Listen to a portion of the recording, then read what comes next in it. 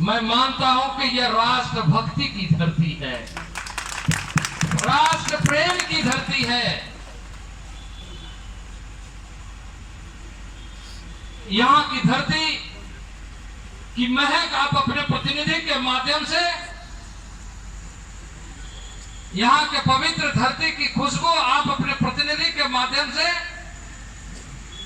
न केवल देश के पार्लियामेंट में बल्कि दुनिया में महकता रहे, ऐसा खुशबू फैलाने का काम हमारे श्रेष्ठ कार्यकर्ताओं ने किया।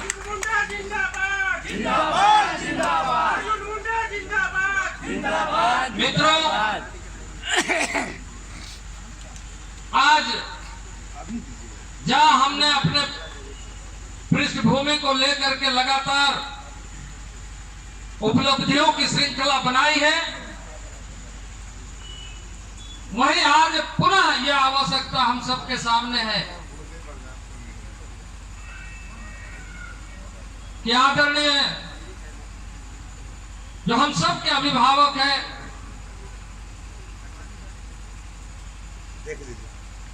कड़िया मुंडा जी के मार्गदर्शन में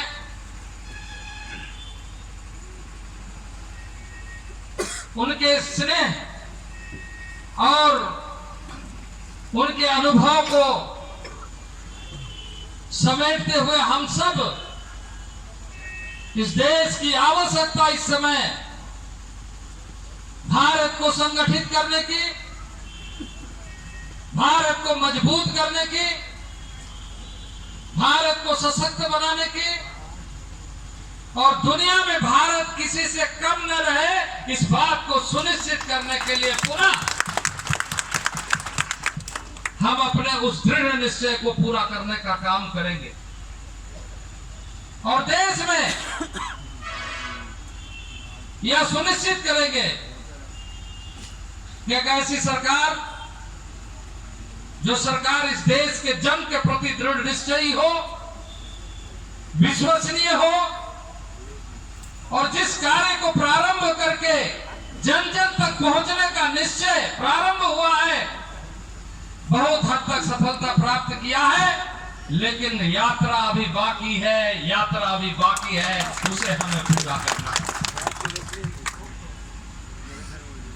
क्योंकि अभी भी हम बहुत ऐसे घरों तक उस रूप में पहुंच नहीं पाए हैं जिस रूप में भारत की कल्पना हमारे पूर्वजों ने किया कि भारत एक जन हो और सबके चेहरे में मुस्कुराहट हो,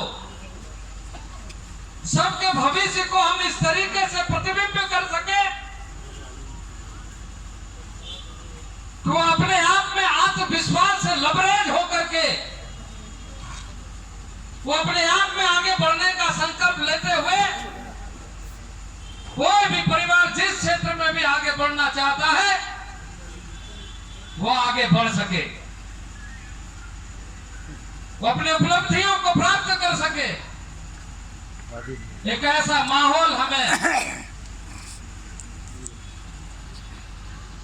खुट्टी में भी बनाना है, देश में बनाना है और दुनिया को बताना है कि भारत अब अंगड़ाई ले रहा है उज्जवल भविष्य के तरफ,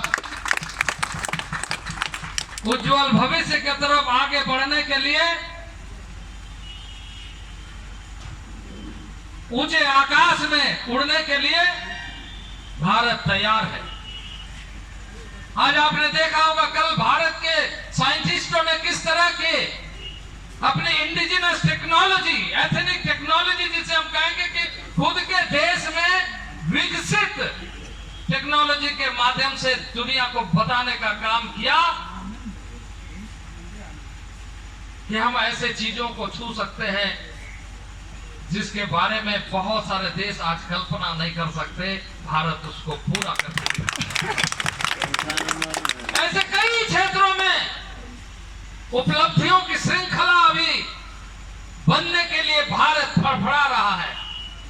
अवसर चाहिए और इसलिए देश की जनता को, खुट्टी की जनता को भगवान बिरसा मुंडा के पवित्र धरती से यह संदेश जाना चाहिए कि वो जो विजय संकल्प का यात्रा भारत ने प्रारंभ किया है,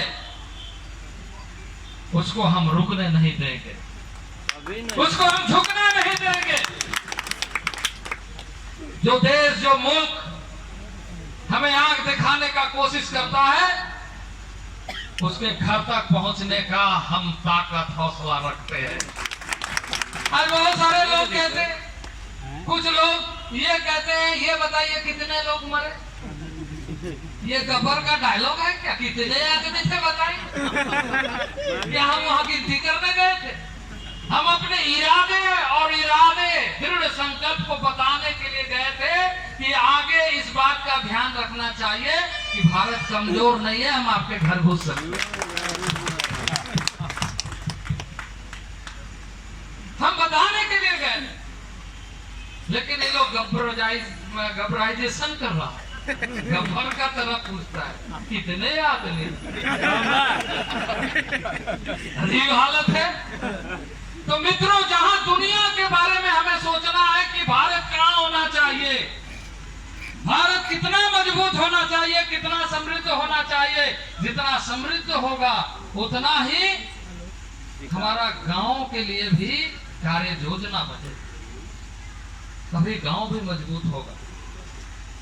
हम अपने आप में समृद्ध हो करके हम सबको समृद्ध करने के बारे में योजना बना सकते हैं कि भारत और भारत के लोग जिस संविधान को आत्मसात करते हुए, जिस संविधान को स्वीकार करते हुए, जिस संविधान को अंगीकृत करते हुए यह संकल्प लेकर के कि भारत मौलिक अधिकारों के साथ, लोकतांत्रिक मूल्यों के साथ आगे बढ़ेगा, उस संकल्प को हम सबको मिलकर के पूरा करें।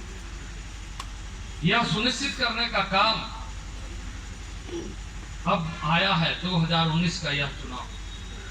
2019 का यह चुनाव हम सब के लिए बहुत महत्वपूर्ण है।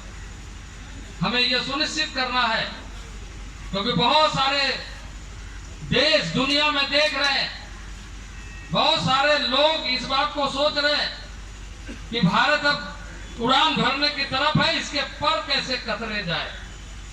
और इसलिए बहुत सारे ऐसे ताकत भी, ऐसे जमात भी कोशिश कर रहा है, जो कोशिश कर रहा है कि इसको कैसे रोका जाए। और इसलिए कुछ दल के लोग अपने अपने तरीके से गठबंधन, महागठबंधन, क्या क्या बंधन कर रहे हैं, ये वही बता सकते हैं। लेकिन देश एक जन के रूप में आगे बढ़ेगा, एक परिवार के रूप में आगे बढ़ेगा, एक बड़े परिवार के रूप में आगे बढ़ेगा। सबको छाव मिलना चाहिए, सबको स्नेह मिलना चाहिए, सबको वात्सल्य मिलना चाहिए। ऐसा सोच के साथ भारत आगे बढ़े, और इसलिए ऐसी योजनाओं को प्रारंभ किया गया जिसको मैं नहीं दोहराऊंगा और सब लोग परिचित है। भारत सरकार की योजनाओं से आप परिचित है कि नहीं है? जो परिचित है वो हाथ उठाइए।